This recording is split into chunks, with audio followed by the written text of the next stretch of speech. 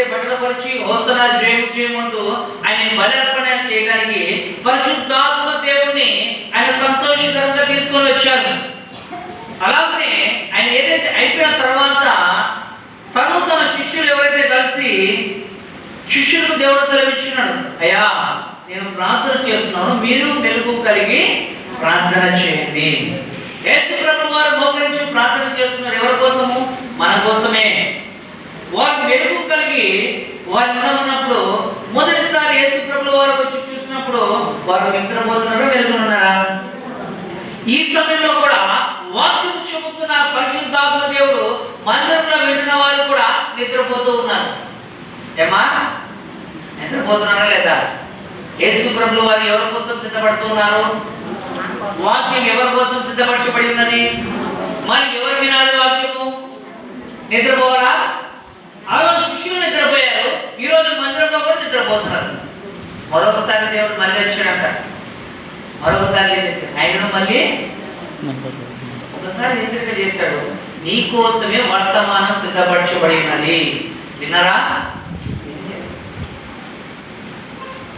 మరొకసారి వచ్చాడు, విన్నారా? అప్పటికి యేసు ప్రభుని తనలో ఉన్న శిష్యుడే ఎవరికి అప్పచెప్పాడు? నాణ్యానికి డబ్బులు కమ్ముడిపోయి ఎవరికి అప్పచెప్పాడంట?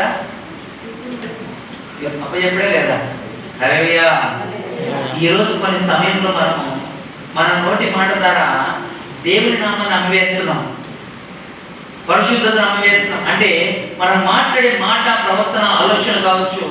ఆ రోజు డబ్బులు అమ్మివేశారు, ఈ రోజు పరిశుద్ధాత్మని కూడా మనం అమ్మివేస్తున్నాం. హల్లెలూయా, హల్లెలూయా. ఎలా అమ్మివేస్తున్నాం అనుకోవచ్చు, పాస్టర్ గారు డబ్బులు కూడా అమ్మేసిందని. నీలో పరిశుద్ధాత్మ ఉన్నది, కానీ ఈ లోక పాపానికి నీ నోటిని అమ్మివేయద్దు. అమ్మా, దేనికి? అబద్ధాలకి, లోకానుసరణ క్రియలకి, ఆలోచనకి, తలంపులకి, దేనికి కూడా నీ పరిశుద్ధాత్మని దానికి అమ్మివేయద్దు. దానికి బానిస, ఆయన డబ్బుకు బానిస అయిపోయి అమ్మివేశాడు దేవునికి. ఈరోజు లోకానుసరమైన వాటికి నువ్వు అమ్ముడుపోయి నీ పరిశుద్ధాత్మని పాడు చేయడానికి వీల్లేదు. హల్లెలూయా. అలాగనే ఆ సమయంలో ఎవరైతే ఆ బట్టలు వచ్చి యేసు ప్రభు వారు పట్టుకున్నప్పుడు ఆ వ్యక్తి దాని నుంచి ఒక వ్యక్తి ఏం చేశారంటే, శిష్యుల వ్యక్తి చెవును, కానీ యేసు ప్రభు వారు ఏం చేశారంటే ఆ చెవును మళ్ళీ తీసుకొని, అంటే క్షమించే గుణం ఉందా లేదా? తండ్రి మీరేమి చేస్తున్నారో మీరు ఎరగరు కనుక. మరి యేసు ప్రభు శిష్యులకు ఏం నేర్పించాడు? క్షమించే గుణం నేర్పించాడు. ఏది? సిలువ ఎక్కక ముందు ఏం చేశాడంటే అక్కడ చెవుని నెరవేర్చిన వ్యక్తిని చెవు తీసుకుని మళ్ళీ అంటించి తన చిత్తం తను నెరవేరుతున్నాడు. రాజు చెప్పాడు, చిత్తం నెరవేరుస్తున్నాడు. కనుక మీరేమి చేస్తున్నది ఎరగరు కనుక వీరిని క్షమించుము. దేవుడు వ్యభిచార స్త్రీని క్షమించాడా? అందరూ రాళ్ళతో కొట్టారు.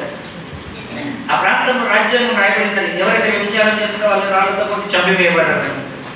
ఆయనను దేవుడు ఏం చేశాడు? నీలో పాపము చేయని వాడు ఎవరైనా ఉన్నను మేమైనా మొట్టమొదటి రాయి వేయమని చెప్పాడు. వేశారు ఎవరైనా? యేసు ప్రభువు గారు కూడా వేశారా? ఆయన ఏ పాపం చేయలేదు కదా. అమ్మా, నేను రాయి వేయడం నేను కూడా. మరి ఏం నేర్పించాడు అక్కడ? ఏం నేర్పించాడు?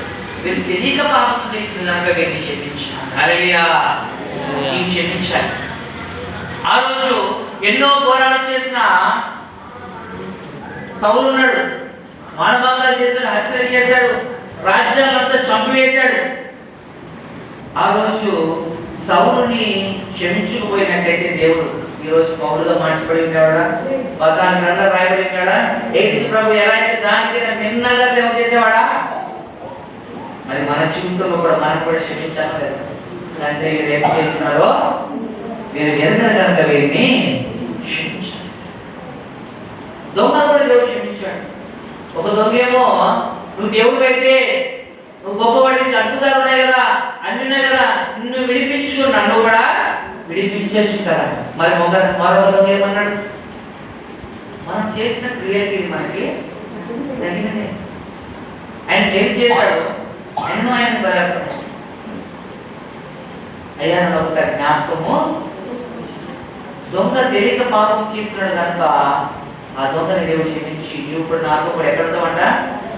పరలోకం ఉన్న పరదేశీయ. పరలోకం వేరు, పరదేశీయులు ఎవరు ఉంటారు? పరలోకంలో ఎవరు ఉంటారు? గెస్ట్ అవుతారు. హల్లెలూయా. మనమందరం అక్కడ పరలోకంలో ఉంటామంటే ఎక్కడ? ఎందుకంటే తీర్పు దినం రోజు పరలోకం అందరూ అక్కడ ఉంటారు. కానీ ఆయన ఏమంట?